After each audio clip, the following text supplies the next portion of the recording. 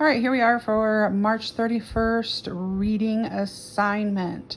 Now, some of you may have turned this page in because it's on the back of day 9, and that's fine. If you did, just kind of go through this with us and look at it. So, this is using context clues, and I think by now we're pretty good at using context clues. It just tells us a few ways that we can figure out the meaning of an unknown word if we don't know what it means. Sometimes it'll have the definition in there for you. Sometimes it's a cause and effect relationship, or sometimes they compare, but then that helps you to figure out the meaning. So we're going to look at this paragraph and we're going to determine the meanings of fleeting, empirical, and panacea. Then we're going to underline the phrases that helped us to determine the meaning. Okay, so some fads are fleeting, but more than a few people feel that superfoods are here to stay. The idea of superfoods isn't new, but the amount of empirical information we have about them is. Scientific observations and tests offer some evidence that certain foods can help people stay healthy. Nobody claims that these foods are panacea. Nothing can guarantee perfect health or cure every disease, but they can be part of a sensible diet. Okay, so our first word is fleeting. So look at the first sentence. Some fads are fleeting, but more than a few people feel that superfoods are here to stay. Okay, so in this one, we have a compare contrast in an opposite way. So some fads are fleeting, but superfoods are here to stay. Okay, so that means that fleeting means here to stay. The idea of superfoods isn't new, but the amount of empirical information we have about them is. So then the next sentence gives us the actual definition of empirical. Scientific observations and tests. That's what empirical means. Nobody claims that these foods are a panacea. And this one actually gives us sort of a definition and a comparison. So panacea means perfect health or cure every disease.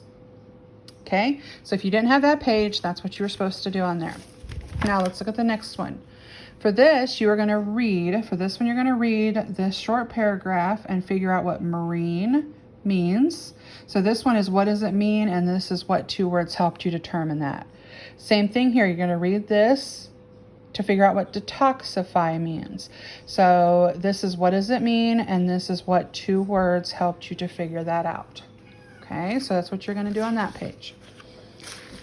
This page is about unfamiliar words. Okay, so we kind of use context clues for that as well. So let's look at what it says. Figuring out the meanings of unfamiliar words will help you better understand the text you read and discuss in school. When you read, you probably come across words you do not know. Some of these unfamiliar words may be academic vocabulary or general words that are found in a variety of subjects you study in school. Other words may be found only in a particular subject area, such as science, social studies, or economics. A subject area can have many topics. For example, money is one topic in the subject area of economics. So we're going to read the poster and underline any words you might not know. So the Westfield Animal Shelter needs your help. We have outgrown our space here. Can you help us build a new shelter to protect our pets? Please make a donation to the Westfield Animal Shelter today. Even a small amount of money will help. Once we raise $10,000, we will be able to begin construction. We at the shelter will be grateful for your generosity and giving. The animals will thank you for your kindness. Remember that each act of benevolence counts. Okay, I have a feeling most of you know almost all of those words in there. However, there is one that I bet not everyone knows. And to me, that would be this word benevolence down here. So let's underline that one as one we might not know. Okay. So then on this page, you're going to use the chart to help determine the meanings of unfamiliar words. Okay, so it gives us 3: shelter, donation, and benevolence. Oh, that's the word we said there.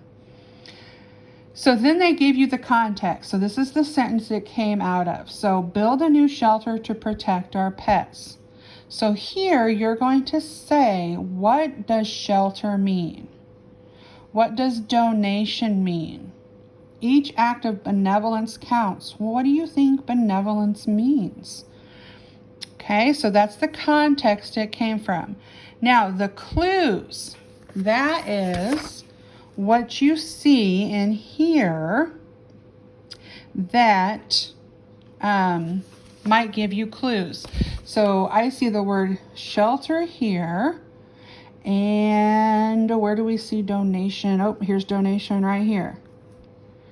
So what do you see in here that could be a clue for shelter? Okay. So I see some clues up here that might tell me what a shelter is. Okay. Maybe space, protect our pets. Okay. So maybe here I could put space, protect pets.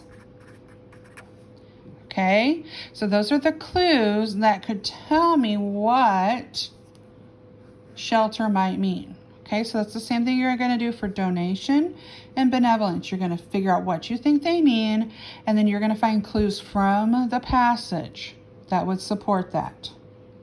Okay.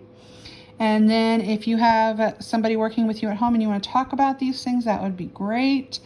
If not, just kind of think about them in your head. So that is page 35, and according to our schedule, that's where we're going to stop today. Now, I know it says something different in here, so make sure you follow this schedule that I posted earlier. All right, that's it for reading. Bye.